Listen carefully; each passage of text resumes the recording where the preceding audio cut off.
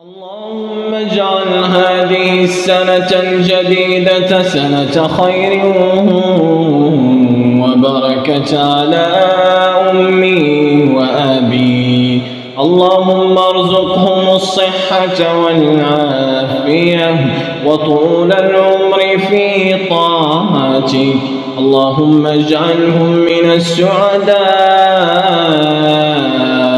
في الدنيا والآخرة، واغفر لهم ما تقدم من ذنبهم وما تأخر.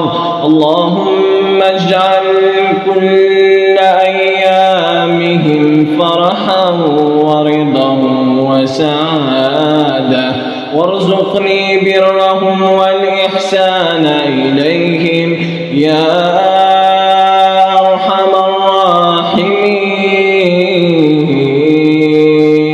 يا ذا الجلال والإكرام. اللهم اجعلهم من أهل الجنة وارزقهم الفردوس الأعلى من غير حساب ولا سابق عذاب.